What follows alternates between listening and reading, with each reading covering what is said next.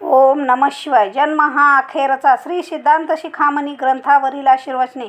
श्री काशी विश्वाराध्य ज्ञान सिंहासनाधीश्वर काव्य सर्वदर्शन तीर्थ वेदांतचार्य विद्यावारिधी विद्यावाचस्पती श्री 1008 जगद्गुरु डॉक्टर चंद्रशेखर शिवाचार्य महास्वामीजी की जय. जंगमवाडी मठ श्री क्षेत्र काशी. आशीर्वचन 15वे. धर्मचार स्थल 4.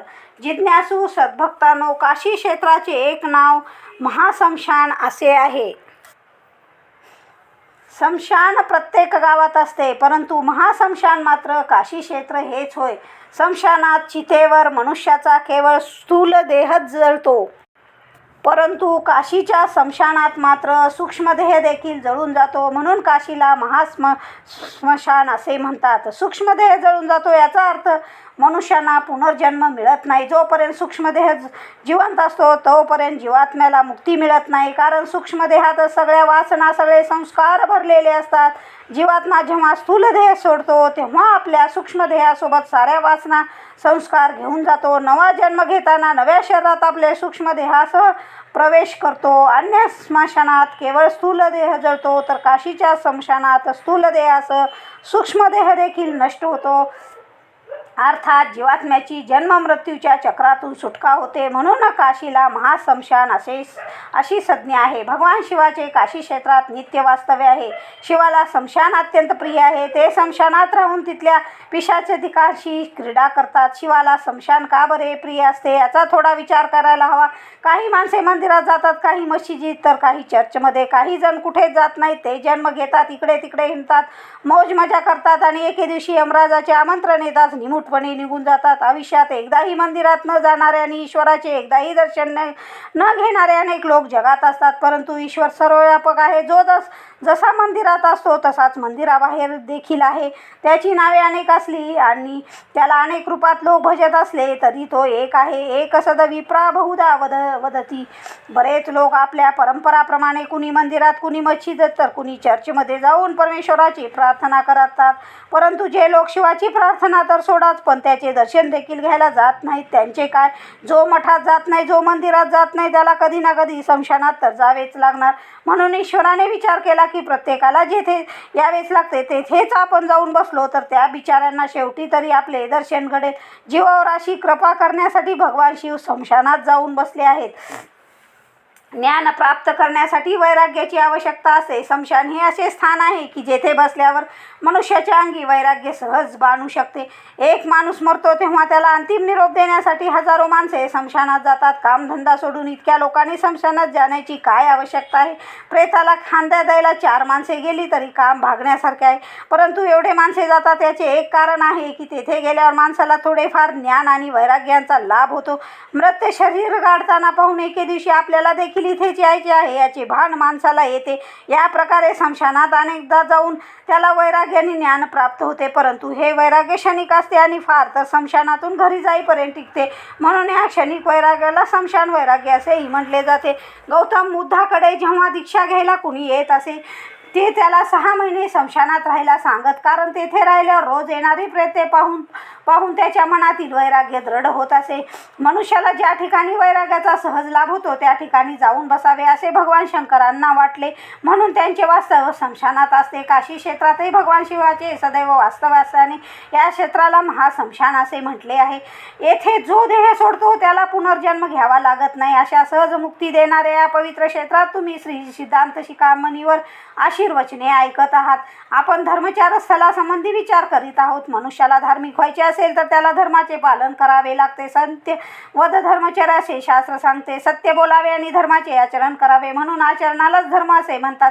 आतापर्यंत तुम्ही अहिंसा, सत्य आणि अस्तेय या धर्माविषयी बरेच काही ऐकले आहे. आता यापुढे ब्रह्मचर्य, दया, क्षमा आदी धर्माचा विचार करायचा आहे. शारीरिक तपश्चर्येत ब्रह्मचर्याचा समावेश केला जातो. ब्रह्मचर्य अहिंसाच शारीर तप उच्यते असे गीतेत गीतेत भगवंताने म्हटले आहे, ब्रह्मचर्य आणि अहिंसा याचे पालन करणे हे शारीरिक तप होय. तप 3 प्रकारचे आहे, वाचिक, मानसिक आणि शारीरिक. देव, गुरु आणि अतिथी यांचा सत्कार करणे, सेवा करणे आणि ब्रह्मचर्याचे पालन करणे हे शारीरिक तप असून त्यामुळे शरीराची शुद्धी होते. ब्रह्मचर्याबद्दल योगशास्त्रात म्हटले आहे, गुप्तेंद्रियस्य उपस्थलस्य संयम ब्रह्मचर्यम. ज्या इंद्रियामुळे मनुष्याची विषयाकडे अधिक प्रवृत्ती होते त्या सर्व इंद्रियावर नियंत्रण ठेवणे म्हणजे ब्रह्मचर्य होय. पाण्याने पूर्ण भरलेल्या घड्याला जर 4-5 छिद्रे पाडली तर हळूहळू आतले पाणी बाहेर पडून घडा रिकामा होतो. त्याप्रमाणे माणसाच्या आतली शक्ती इंद्रियाद्वारे हळूहळू बाहेर पडून क्षीण होते. अंतरंगात स्फूर्ती नसेल तर मेधाशक्ती प्राप्त होत नाही आणि मेधाशक्ती जवळ प्राप्त होत नाही तवर ब्रह्मज्ञानाचा लाभ होत नाही. ब्रह्मदारण्यक उपनिषदात एक सुरेख कथा आली आहे. एकदा प्रजापती ब्रह्मदेवाकडे देवदानव आणि मानव गेले तेव्हा त्या सर्वांनी ब्रह्मदेवांना एकाक्षरी उपदेश केला. देव, दानव आणि मानव अशा तिघावर एक एक दृष्टिक्षेप टाकून त्यांनी द द द असा त्रिवार उच्चार केला. मग त्यांनी देवाला विचारले की तुम्हाला दचा कोणता अर्थ कळला? भगवान देव म्हणाले, आम्ही देव आहोत. स्वर्गातले सुखोपभोग घेण्यासाठी आमची अधिक प्रवृत्ती आहे, म्हणून आपण द हा उपदेश करून आम्हाला इंद्रियाचे दमन करा असा आपण उपदेश केला. याप्रमाणे ब्रह्मदेवाने मानवांना विचारले तेव्हा त्यांनी दचा अर्थ दान करा असा सांगितला. तर असुरांनी आपली स्वाभाविक प्रवृत्ती दुसऱ्याला पीडा देण्याची असल्याने ती दूर करण्यासाठी द म्हणजे दया करा असा अर्थ सांगितला. याप्रमाणे अत्यंत सूक्ष्म उपदेश देखील दानव मानवांना समजला. याचे कारण त्यांनी उपदेश श्रवण करण्याआधी 30 वर्ष इंद्रिय निग्रह करून ब्रह्मचर्य व्रताचे पालन केले होते. ब्रह्मदेवाचा एकाक्षरी उपदेश त्यांच्या संबंध जीवनाचा मार्गदर्शक ठरला. म्हणून ज्याला ब्रह्मांड ज्ञानप्राप्ती हवे असेल त्याने ब्रह्मचर्य व्रत पाळले पाहिजे. आपल्या संस्कृतीत जी आश्रम व्यवस्था सांगितली आहे त्यामध्ये पहिला आश्रम आहे ब्रह्मचार्य आश्रम. त्यापुढे गृहस्थ, वानप्रस्थ आणि संन्यास असे 3 आश्रम आहेत. ब्रह्मचर्य, वानप्रस्थ आणि संन्यास या 3 आश्रमात इंद्रियाचा संयम होतो, परंतु फक्त गृहस्थाश्रमात मात्र वंशवृद्धीसाठी ब्रह्मचर्य पालन करू नये असा शास्त्राचा आदेश आहे. मुले मोठी होऊन ती कर्ती झाल्यावर मनुष्याने वानप्रस्थाश्रम स्वीकारून पुढे पुन्हा ब्रह्मचर्याचे पालन करावे असे शास्त्र सांगते. जीवनाचा क्रम कसा असावा याबद्दल महाकवी कालिदास सांगतो. बाल्यावस्थेत ब्रह्मचर्याचे पालन करून अध्ययन करावे, तारुण्यात विषय भोगून वंशवृद्धी करावी, वार्धक्यात मौन धारण करून मुनीसारखे आचरण करावे आणि अंतकाळी योग साधना करत देहत्याग करावा अशी आपली प्राचीन परंपरा कालिदासांनी सांगितली आहे. हा एक जीवनक्रम आहे. जे या क्रमाने जीवन जगतात त्यांना सुख लाभते आणि जे हा क्रम बिघडून जीवन जगतात त्यांना दुःखांना सामोरे जावे लागते. प्रोजक्त पुरता अपवाद करून जो ग्रस्त ब्रह्मचर्य पाळतो तो ब्रह्मचारीच होय. इंद्रियाचा संयम केल्याशिवाय चित्त एकाग्र होत नाही आणि चित्त एकाग्र होत नसेल तर ब्रह्मज्ञान प्राप्त होत नाही. म्हणून ज्याला ब्रह्मज्ञान प्राप्तीची इच्छा असेल त्याने आपल्या आश्रमानुसार ब्रह्मचर्याचे पालन केले पाहिजे.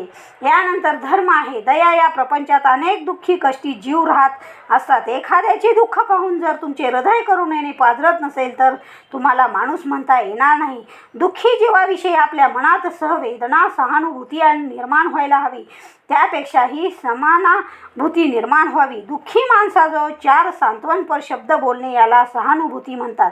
तर दुःख भोगणाऱ्या माणसाला पाहून तेवढे दुःख आपल्या अंतर्यामी उत्पन्न होणे ही समानता भूमी होय. दुःखी माणसाला मदत करण्याची इच्छा म्हणजे दया. तुमच्या हृदयात दया नसेल तर तुम्हाला ब्रह्मज्ञान कदापि प्राप्त होणार नाही. कारण सर्व प्राणी मारतात. आत्मदर्शन घेणे आणि ही भावना दृढ होणे हीच तर ब्रह्मज्ञानाची एक पायरी आहे. दया हे सर्व धर्माचे मूळ आहे. तुमच्या मनात दया नसेल तर तुम्ही धार्मिक होणार नाही. ज्याच्या हृदयाला पाझर फुटतो त्यालाच हृदयात भगवत दर्शन होते. तुम्ही तुमचे प्रतिबिंब पाण्यात पाहू शकता, दगडात नव्हे. प्रतिबिंब करण्याची शक्ती पाण्यात असते, दगडात नसते. हृदयात दया नसेल तर भगवंत दूर जाईल. म्हणून प्रत्येक साधकाने आपल्या मनातली दया भावना दृढ करावी. एखाद्याने अपराध केल्यावर त्याला शिक्षा करण्याचे सामर्थ्य आपल्यात असून देखील त्याच्याविषयी दया दाखवणे याला क्षमा म्हणतात. ज्याच्याजवळ सहनशक्ती नसते त्यालाही भगवंताची प्राप्ती होत नाही.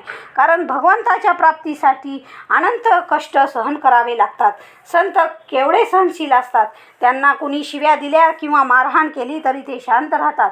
सामान्य माणूस शिवीला उत्तर म्हणून शिवी देतो, परंतु संत मात्र कुणी शिवी दिली तरी त्याला ओवी देतात, शिवी देत नाहीत. त्यांच्याजवळ शाप देण्याचे सामर्थ्य असते, परंतु ते कधीही शापवाणी उच्चारत नाहीत. याला क्षमा असे म्हणतात. संताजवळ परिपूर्ण क्षमा असते, परंतु गृहस्थाजवळ मात्र अत्यंत कमी क्षमा असते. गृहस्थ जीवनात असे अनेक प्रसंग येतात. त्यावेळी जर आपल्याजवळ क्षमा नसेल तर आपलं जीवन उद्ध्वस्त होऊन जाते. म्हणून प्रत्येक मनुष्यासाठी क्षमा हे धर्माचे साधन मानले गेले आहे. यानंतरचा धर्म आहे दान. दुसऱ्याला न देता स्वतःच खाणे हा अपराध मानला जातो. जो केवळ स्वतःसाठीच अन्न शिजवतो आणि फक्त स्वतःच खातो तो अन्न खात नसून पाप खातो असे गीतेत म्हटले आहे. दुसऱ्याला देण्याइतकी उदार भावना तुमच्याजवळ नसेल तर निदान खाण्यापूर्वी देवाला नैवेद्य तरी अर्पण करावा. देव खात नाही हे तुम्हाला चांगले माहीत आहे. तो खात नाही म्हणून तर तुम्ही देवाला नैवेद्य दाखवता. त्याने खाल्ले असते तर तुम्ही त्याला दिले नसते. तुझ्याकडे हात माझ्याकडे भात अशी मराठीत एक म्हण आहे. देव काही खात नाही अशी आपली समजूत आहे, पण ती खरी नाही आहे. देव अर्पण केलेल्या पदार्थावरील आपले ममत्व खाऊन टाकतो आणि तो पदार्थ प्रसाद म्हणून आपल्याला परत करतो. नवीन कपडे स्वतः घालण्याआधी दुसऱ्याला वापरायला देण्याची एक प्रथा जुन्या काळी होती. वस्तूवरील ममत्व कमी व्हावे हाच हेतू त्यामागे होता. परंतु आज मात्र असे नाही. आपले कपडे आपण घालतो आणि दुसऱ्याचे कपडे आपणच घालतो. तुम्हाला दुसऱ्याला कपडे वापरायला द्यायचे नसतील तर ते गाईच्या अंगावर टाकून स्वतः वापरावेत किंवा आधी देवाला अर्पण करून मग वापरावेत. दान हा धर्म आहे, तसाच तो व्यवहार देखील आहे.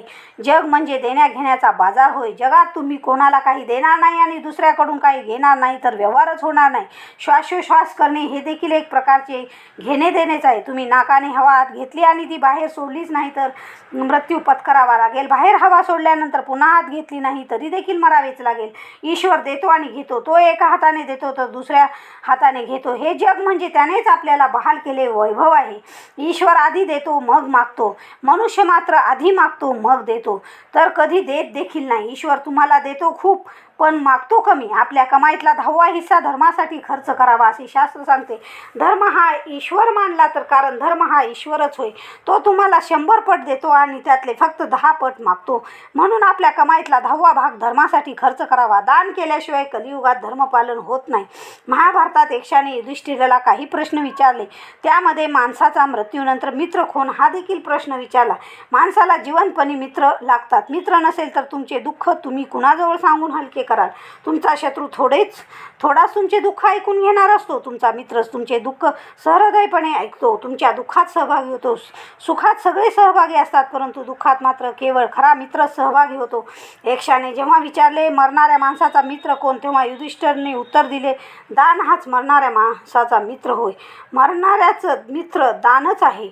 अंतकाळी दान केल्यावर जे पुण्य लागते त्यामुळे जीवात्म्याला पुढे सद्गती मिळते. म्हणून प्रत्येकाने आपल्या शक्तीप्रमाणे आयुष्यभर दान केले पाहिजे. लोभ हे सर्व पापाचे मूळ आहे.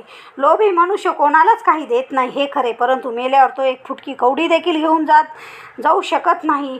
एका सुभाषितकाराने म्हटले आहे, कृपणासारखा दाता या जगात आजपर्यंत कधी झाला नाही, यापुढे कधी होणार नाही. कारण इतर दानी माणसे आपल्या हाताने थोडे दान करतात, परंतु कर्ण मात्र हाताचा उपयोग न करता मृत्यूनंतर आपले सर्वस्व इतरांना देऊन जातो. एवढा तो दानशूर होता. या सुभाषितात अप्रत्यक्षरित्या लोभी माणसाची टवाळी केली आहे. लोभामुळेच मनुष्याकडून पापे घडतात. म्हणून एका हिंदी कवीने लोभ पाप का बाप बखाना, दान धर्म का मूल असे म्हटले आहे. एखाद्या वृक्षाची मुळे तोडून टाकली तर तो जिवंत राहणार नाही. त्याप्रमाणे दान धर्माचा त्याग केला तर आपले धर्मजीवन सुकून जाईल. तुम्ही जेव्हा दान करता तेव्हा ते व्यर्थ जात नाही. एखादे बीज जर तुम्ही भूमीला दान केले तर भूमी सहस्त्रपटीने त्याची परतफेड करते. तसे तुम्ही केलेले दान वृद्धिगत होऊन तुम्हालाच परत मिळते. उपनिषदात एक सुंदर कथा आहे. एका माणसाने सणानिमित्त देवदानवांना भोजनाचे आमंत्रण दिले.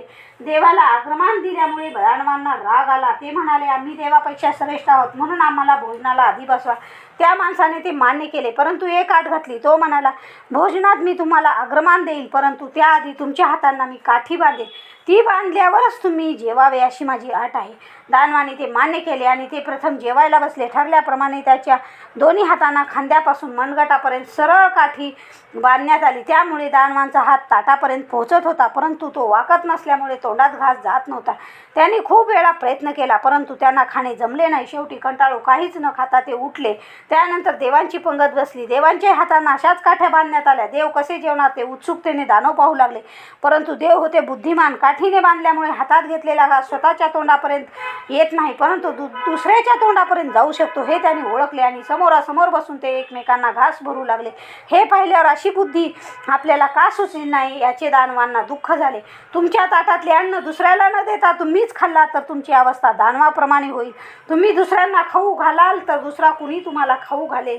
ज्याच्या घरात नेहमी अन्नदान होते असा मनुष्य दुसरीकडे कुठेही गेला तरी उपाशी राहत नसतो. कोणत्या ना कोणत्या प्रकारे त्याच्या भोजनाची व्यवस्था होत असते. जो कधीही अन्नदान करीत नाही त्याची बाहेर निश्चितच उपासमार होते. म्हणून दान हा अत्यंत महत्त्वाचा धर्म आहे. त्यामुळे आपल्या मनाला उदारपणा लाभतो. दानामुळे आपले हृदय विशाल होऊ शकते. तुमचे हृदय देखील तेवढेच विशाल झाले पाहिजे. संपूर्ण समुद्र एका कमंडलूत मावणार नाही. पूर्ण समुद्र हवा असेल तर समुद्रा एवढेच भांडे आणावे लागेल, अन्यथा समुद्र कमंडलूत मावत नाही म्हणून रडत बसावे लागेल. त्याप्रमाणे शुद्र हृदयात व्यापक परमात्मा राहू शकणार नाही. त्यासाठी हृदय विशाल करायला हवे आणि दान केले तरच हृदय विशाल होईल.